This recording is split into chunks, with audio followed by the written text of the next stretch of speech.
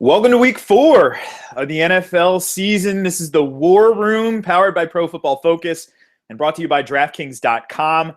I'm Jeff Ratcliffe, back for another one and ready to roll here because the games are already going on. It's a full day of football. Gotta love that, and gotta love being here every Sunday morning with Pat Thorman. Pat, crazy morning already. How you doing, my man? I'm mainlining coffee, trying to keep up with all the news. And the rebounds from that news, whether it's Luck and now Cutler's playing and who knows how much Foster's playing. So there's a lot going on and ready to get to it. Yeah, I think that's we'll go off of those two starting spots here. And if you're watching us on YouTube, remember we're gonna try to get to you on Twitter here. Use the hashtag War Room, all one word, and we'll get to your start-sit questions. And if you happen to be joining us here in the Hangout, just put those questions in the chat, and we'll get to those as well. Mute your mics. We love to hear your voices, but sometimes it's a little distracting. So thanks. And yeah, I want to start with Andrew Luck because obviously there's a ripple effect here. Not only for the people who are relying on Luck. Obviously, you're in a bad situation there, obviously, but what about what does this do for you, Pat? How does it move the needle for T.Y. Hilton, for Dante Moncrief, for Frank Gore? And to be clear, I was off on Andre Johnson regardless. I was off on Philip Dorsett regardless, and I was off on the tight ends regardless. I'm not playing them in any of my leagues this week, any leagues where I own them. So how do you feel about this? What is the effect for you? Well, I mean, it's going to knock everybody down a little bit, including Gore. I mean, if you think all of a sudden Gore is going to get a huge workload, which he may, but I mean, it's going to kind of hurt the effectiveness of the entire offense. I agree with you with the tight ends, especially if Allen is active, which it looks like he probably will be. What actually kind of gets interesting for me is T.J. Yeldon. I mean, the spread went from over a touchdown down to just a field goal, so you think Jacksonville will be in the game for longer. And I think T.J. Yeldon all of a sudden becomes an interesting play, especially in daily where his price is pretty affordable. Yeah, and you speak about daily, and I agree. I think Yeldon was a good play in season long regardless. Now he becomes this intriguing DFS play, but perhaps the most intriguing DFS play, we were just talking about this before the show went live, Matt Hasselbeck, a 40-year-old quarterback? Stranger things have happened, but we talk about salary relief. Are you willing to make this play? Now, I think that you have to be clear here. There's different sites, different formats, and Pat, one of the, I like the two quarterback formats. You see that on some of the smaller sites, Fantasy Aces, Fantasy Feud have two quarterback format. When you play a lower-cost quarterback like that, it opens up so much salary relief. But what are your expectations for Matt Hasselbeck? Can he justify that? Oh well, I mean, he certainly should be able to pay off his price, which is min salary. And yeah, I mean, I know Nick Menzio is going to play him all his cash games. He just was tweeting about that, which is bold in one sense, but it makes sense on the other hand, because I mean, like I said, he doesn't have to do very much. 200 yards and a touchdown pays off his cost, and gives you a ton of relief elsewhere. I mean, to this point, Carlos Williams is a guy that was going to give a lot of cap relief for cash games. Maybe Thomas Rawls. So there's a situation now where you're going to be able to do a stars and scrubs lineup fairly easy in both cash and tournaments. Yeah, and if you want to get like Julio Jones, for example, obviously he's super high priced. But here's a little note. If you look at player prop bets, and that's maybe a pro tip here if you want to make sure. And by the way, folks, keep your mics muted here when you do join the show. But if you really want to get a sense of where these guys are for DFS purposes, Pat, one of the tips that I like to do is I like to look at player prop bets. Julio Jones, he's at over under 105.5 yards today. And I take the over, but hey, that just shows you want a super high floor guy than Jones, and then you get the salary relief this week, and this week's interesting. It's almost chalky in a sense that Carlos Williams, those sorts of guys, you can put them in there and really put together a nice cash game lineup with some higher floor players as well. But Pat, you mentioned the other news, and I did want to get to that. Because of the implications, again, a ripple effect a little bit here with Jay Cutler. So it looks like Jay Cutler, surprisingly, is going to play. And am sort of baffled by this one a little bit. It came out of left field, but there are some implications here. So what are you thinking about this with the news on Jay Cutler? Well, you figure Bennett's a good play regardless. Oakland's really struggled against tight ends, so he's arguably a top tight end option. I have Olsen number one, but you can make the argument for Bennett. But I mean, it kind of gets Eddie Royal back in the game a little bit. You're a little more optimistic about him, but you don't know how long Cutler will last. I mean, he's not 100%. He's going to give it a go anyway. But I think that Forte was already a top option, and this certainly doesn't help him. Excuse me, doesn't hurt him. But yeah, it's going to be interesting. I don't know if I'd play Cutler just because he re-injures it and he's out, and then you're kind of up the river. Yeah, I'm not playing him, but I certainly am all over Matt Forte in this matchup, a really strong matchup. All over Martellus Bennett. Martellus Bennett, look at this matchup.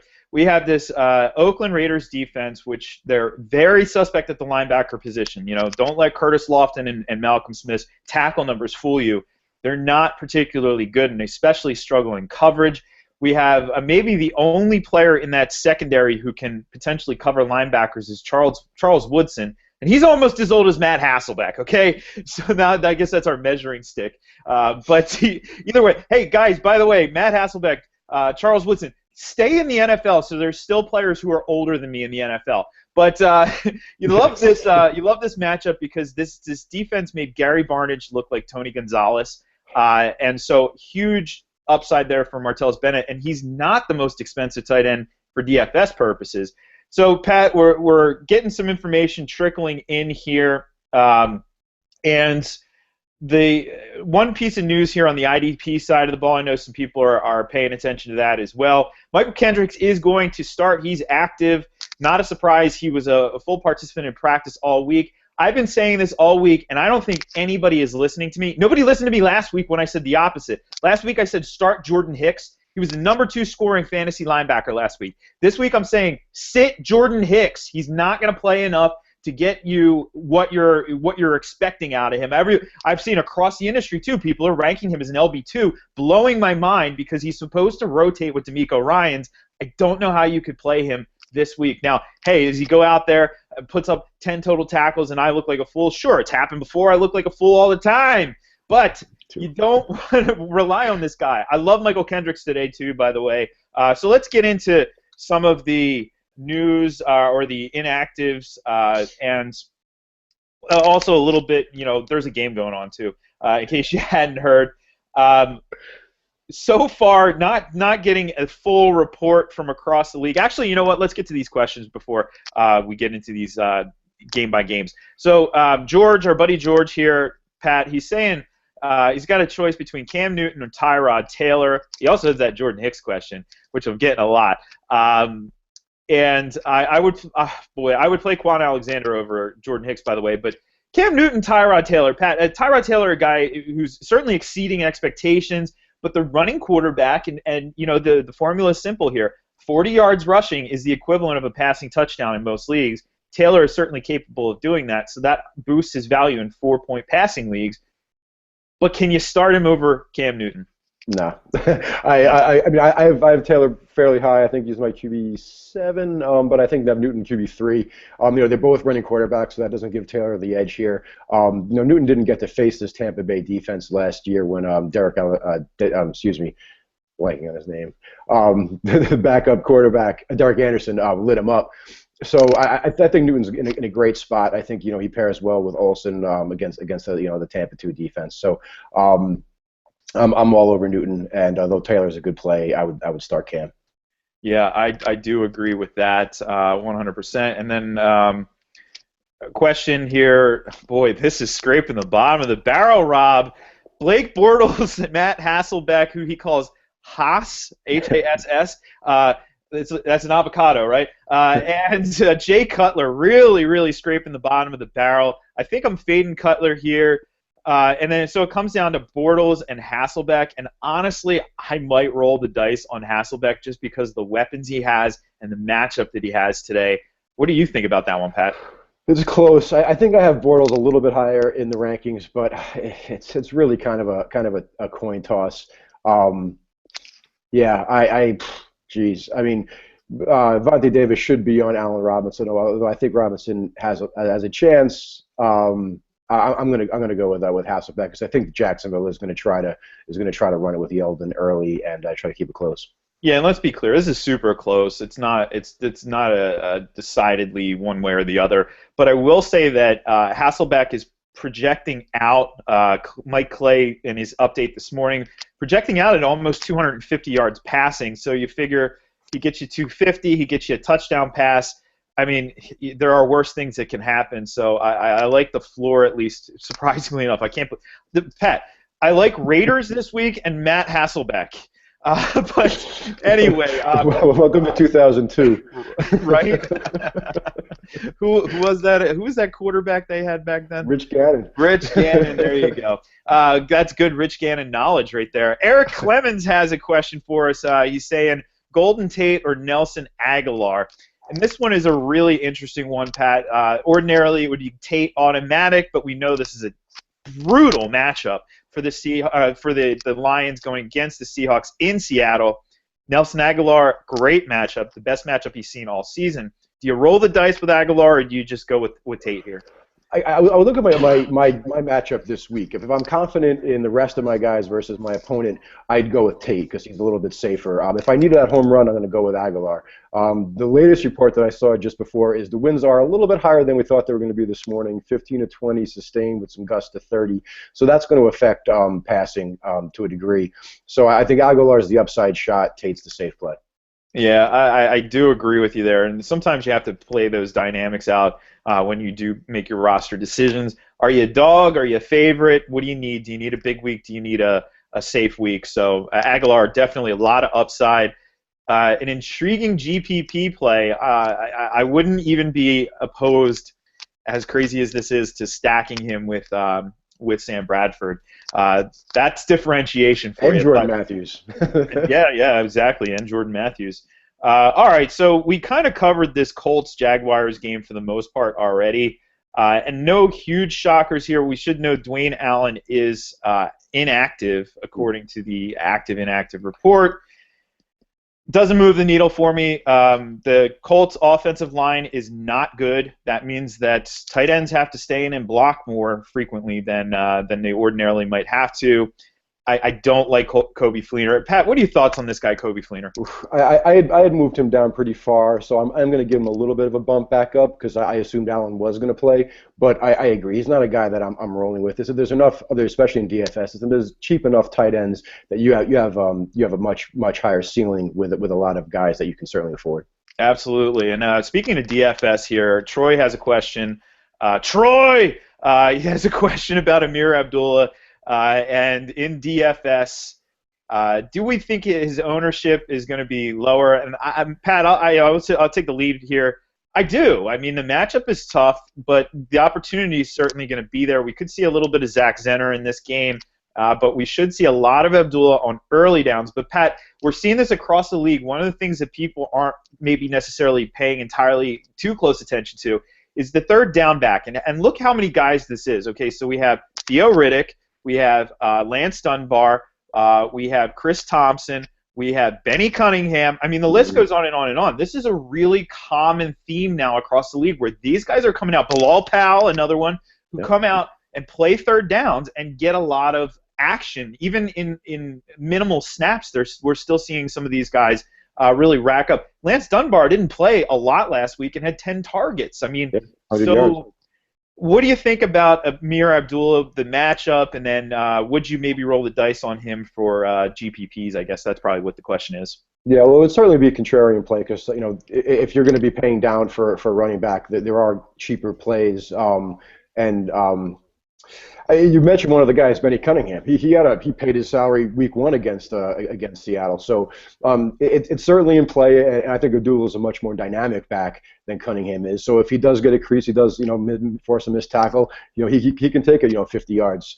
So I don't think it's crazy. I certainly think it could pay off, and I certainly think it's going to be contrarian.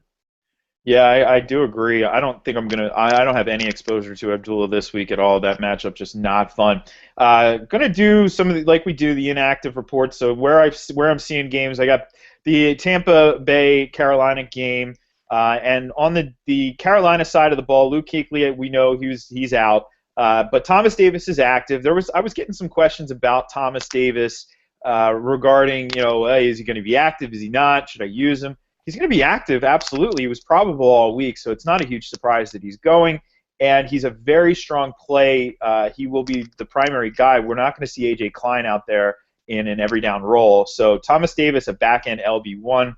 Jonathan Stewart, okay, he is active, Pat, and hushed over the crowd as we say Jonathan Stewart's name. I guess it's just a quick take on him going forward. If you're a Stewart owner, how are you feeling about that? Oh, I mean, the matchup is certainly right. And you've been burned by him pretty much 3 weeks in a row. They've had good game script all 3 weeks. You figured that was something that would affect him. His yards per carry have been inching up. He's forced the second most missed tackles on handoffs to this point, so he's not running terribly. But this is kind of one of those last chance weeks for Stewart. I think I would play him, especially if I didn't have another excellent option. But yeah, this is kind of his last chance in a lot of people's eyes. Yeah, it's a tough one, and I've actually seen him dropped in a couple leagues, surprisingly enough, short bench leagues. I don't really have a problem with it. Cam Newton is the primary running back for the Panthers. Yeah, at the goal line, too. Yeah, that's tough. And we've seen this out of Stewart. When was the last time he had double-digit touchdowns? We'd have to go back several years. Now, of course, there was D'Angelo Williams there. There were injuries, but this is just not part of his game, at least, this incarnation of Stewart. Not much to report on the Tampa Bay side of the ball. Potential contrarian quarterback play, Jameis Winston. Potential contrarian stack, Jameis Winston and Mike Evans. You get a lot of upside there. And I do expect somewhat low ownership on that one. Yeah, Evans was super low owned on Thursday night. Yeah. Barely owned at all. And we saw that at Winston, they're starting to develop a pretty good chemistry here, so could pepper him with a lot of targets in this one. You could potentially see some Josh Norman, which doesn't bode positively, but Evans is a player, especially when he gets going, that is somewhat a little bit immune to those sorts of matchups. I don't think that he can be completely shut down just because of target volume especially as well. Now, looking over to some more of these questions, Kareem says, is Jeremy Maclin a good play after Alex Smith found him last week? I think the Chiefs found garbage time last week, but Jeremy Maclin, here's his floor. It's 4 or 5 catches for about 50 to 60 yards. That's his floor. I mean, if you go in expecting that, then, you're going to be happy. In a standard league, you're not crazy about 5 points, but in a PPR league, that's almost 10 points. You'll take it. His ceiling is pretty massive, though, just based on this offense, and there's really no other wide receivers there. So I'm still comfortable with him as a wide receiver, too. What about you, Pat? Yeah, I'm there, wide receiver too. He's safe. His ceiling is. I'm not in love with his ceiling in this matchup, just because Cincinnati's stronger on the outside coverage-wise than they are in the middle. So I think Kelsey and Charles are both going to see a bunch of targets. I think that's going to be their best bet to move the ball. And I think, like you said, he's a safe wide receiver too. But like I said, I like the middle of the field a little bit better when you match up against Cincinnati. Yeah, I certainly do as well. Go through this Eagles-Washington game. Not much of a surprise on the Eagles side, so nothing really to mention there. On the Washington side, Perry Riley is inactive. We expected that, but Will Compton is also inactive. That's Riley's replacement. This bodes positively for the Eagles' run game. If they can get to the second level, there's going to be Washington's going to have a hard time today, and their secondary is also banged up. We have D'Angelo Hall out. Chris Culliver is going to be active in this one, but that really, it's not a huge upgrade or anything for this Washington secondary. So potential for a lot of points out of this Eagles offense today. So something to note there. I'm going to go to the Raiders and Chicago game. On the Raiders side, again, not much of note. Charles Woodson is going to be active. He's still dealing with that shoulder injury he suffered early on in the season.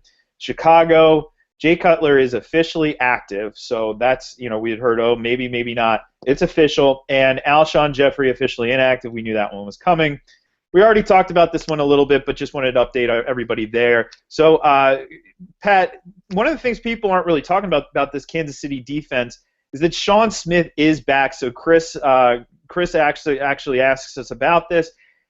Do you expect there to be an impact here on AJ Green, Marvin Jones in this game, Pat? Well, I mean, it makes the matchup a little bit harder. It takes Fleming off the field, who I think was our worst graded cornerback out of about 100 cornerbacks. So it puts a competent veteran on the field. Takes an overwhelmed young player off. But I think it's still a plus matchup for Green and for Jones and for Eifert. I mean, last week Eifert had a horrible matchup against the Ravens, who haven't given up anything to tight ends. He almost had that touchdown that got called back. I think he bounces back this week, and there's not a lot of people on Eifert either. So I mean, you can put a Dalton Eifert kind of stack out there, and maybe you can pair him with one of those receivers as well for a double stack, and I think you're going to get pretty low ownership on it.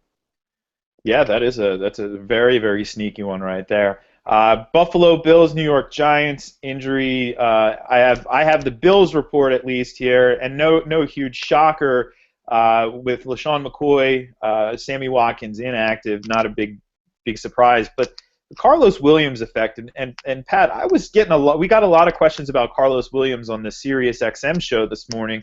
Remember, you can listen to us live Monday through Friday, 10 a.m. to 11 a.m. Eastern, and then also on Sundays during the season, 10 a.m. to 11 a.m. Eastern. So check that out if you're a Sirius subscriber. But Carlos Williams, where do you have this guy in your ranks this week? I mean, how comfortable are you with him in this matchup?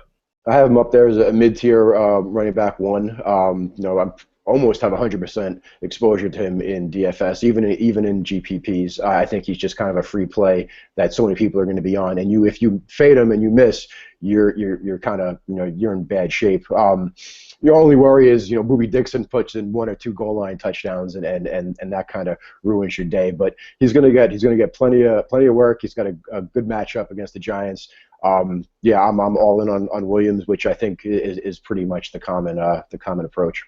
Yes, sir. And if you're in some maybe bigger 50-50s or double ups, so maybe a $10 buy-in, something around those range or higher, I mean, we're talking Carlos Williams' ownership percentage could be 60% easily, and it wouldn't surprise me at all. So you almost have to play him in those formats. And then, Pat, with GPPs, I still feel really comfortable playing him just because of how low his salary is. You're going to see 35% ownership probably in the Millionaire Maker, maybe even higher. Would not shock me at all, and that's massive ownership. But the fact of the matter is, you're keeping pace with everybody if he does go off, and then you differentiate with some plays. A play that a lot of people are on this week is Amari Cooper, but I think Michael Crabtree is maybe a better play. He's cheaper, and he's going to see a lot of targets potentially in this game where we're going to see a lot of points.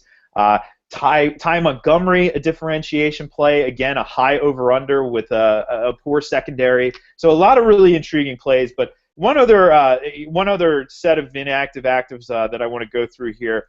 Houston at Atlanta, and Houston is really where I want to focus because we see Arian Foster active. And it only took, it was the end of the world at a point. It was, Foster's going to be out forever. It tore right off the bone. It's week 4 and he's back. Okay, that's why you drafted this guy. Hey, you drafted him in the 5th round. Awesome. Kudos to you. People should have drafted him in the 3rd round, in the 2nd round. And he's ready to roll. Are you concerned at all, though, with the reports that he could be on a bit of a pitch count today? Or are you still just ready to roll with this guy, Pat? Well, I mean, you probably don't have a hands-down better, especially the running back position, which is kind of a bloodbath right now. You probably don't have an option that is just hands-down better than Foster. So most season longs, you're going to roll with him. I wouldn't play him in cash games because of that report. You really aren't sure exactly what his workload is going to be.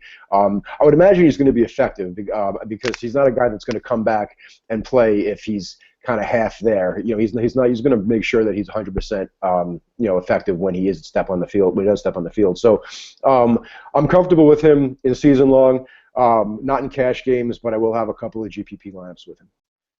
Yeah, I think you have to have a little exposure. His price point, unfortunately, isn't particularly ideal. It's not like you're getting a huge discount on him, maybe a tiny discount. But we've seen this before. Players will come back, and hey, look at it today. Okay, we heard, we don't know what to expect out of Chris Ivory. We don't know. I mean, he may not get a full game out of him. Okay, he started going early, and now he's over 100 yards. He's got a score. He's you even saw a target, which is like amazing for Chris Ivory today. We could see the same thing out of Foster. If he feels good and he gets going, they're going to need him. If they want to win this game, and they do want to win this game, which is a winnable game against that offense, yeah, that's tough. But the Falcons' defense is not particularly good. This is a winnable game. They need Foster, and I'm ready to go with him in season long. And I think you're right. GPP exposure a little bit on Foster today. Let's roll through these questions. We got about 3 minutes left in the show, so if you have any final questions, make sure you get them in. We're going to go through these pretty quickly, but I don't even know what flanche. I don't know what that is. Is that French? I probably just cursed in another language. But anyway, he says, who would you start at quarterback, Bradford, Hasselbeck, or Cutler? Pat, what do you think? I'm going to go with Bradford. Certainly, like we talked about before, it would be Hasselbeck over Cutler. I think Bradford has enough upside over Hasselbeck that you want to go that direction.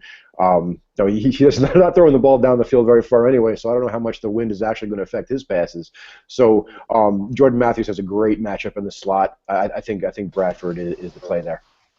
Yeah, I agree. I like Bradford as a play, so I'm going to get him in my lineup if that was my decision. Thoughts on darts like Hartline, Hearns, Cowboys receivers? I'll lead this one, Pat. I think if you're looking at season long, you're going to play Hearns out of that group, just slightly over Terrence Williams. And this is my bias. I just don't like Terrence Williams. It's just me.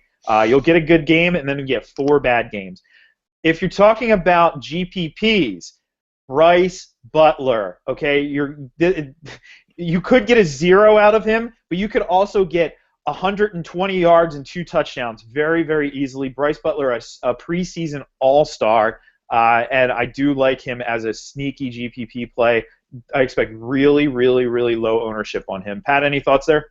I can't wait for my boy Romo to get back and have Dez on one side and Bryce Butler on the other, and get Williams out of there. That is going to be fun. Butler is a super, super athlete. But to this question, I'm with you on Hearns. I think no luck takes a little bit of the shine off of Hearns, just because you figured there was going to be a lot of second half, catch up garbage time, and Hearns is probably not going to draw Vontae Davis. Look at this guy. Nice hat. All right. So, Pat, I might need to dip into the liquor you have behind you there. Anyway, I got one question on Twitter here, an IDP question asking Nigel Bradham, Hicks, Kendricks. Remember, don't start Hicks. I don't know how many times I got to hire a skywriter to put this up there. Don't start Hicks today. You're starting Michael Kendricks out of those 3. Bradham tempting, but Bradham has played really poorly over the last 2 weeks. So not crazy about him over Kendricks. So that is it. Now I'm going to go click some buttons. I'm sure Pat is going to do the same. Oh, yeah. So hopefully you enjoy this crazy week 4 that has already started. 27-7 Miami or New York over Miami right now, and we'll get ready to roll from there. So we'll catch you back here next week. 11:30 a.m. Eastern for the War Room. Me and Pat will be here. So for Pro Football Focus, I'm Jeff, and he's Pat. That's a wrap.